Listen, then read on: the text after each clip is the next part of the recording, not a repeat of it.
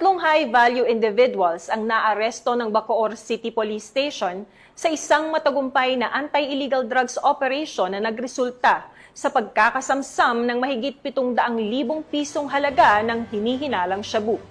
Patrolwoman Priscel May Urbano sa report.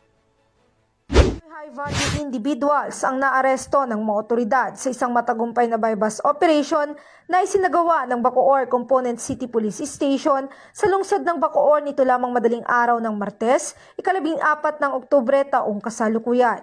Kinilala ang mga suspect na sina alias Boss at alias Christian na kapwa residente ng Parañaque City at alias Emmanuel na taga Bacoor City.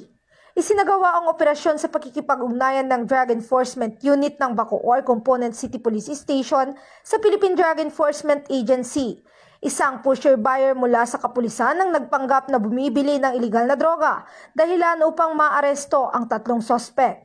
Nasamsam mula sa kanila ang isang knot-tied plastic bag at 6 na heat-sealed plastic sachet na naglalaman ng hinihinalang shabu na may kabuoang timbang na 105 gramo na may standard drug price na 714,000 pesos.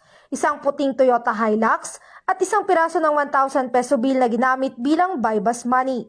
Ang mga ebidensya ay agad na dinala sa Provincial Forensic Unit sa Imus City para sa kaukulang pagsusuri. Kasalukuyang nasa kustodiya ng Bacoor Component City Police Station ang mga naarestong sospek habang inihahanda ang kasong paglabag sa RA 9165 o ang Comprehensive Dangerous Drugs Act of 2002. Ang nasabing operasyon ay bahagi ng pinaigting na kampanya ng Cavite PNP laban sa illegal na droga sa riyon para sa mas ligtas at mapayapang komunidad. Mula dito sa PRO Calabarzon, ako ang inyong Police News Network Correspondent, Patrolwoman Priscel May Urbano, alagad ng batas, tagataguyod ng balitang pulis.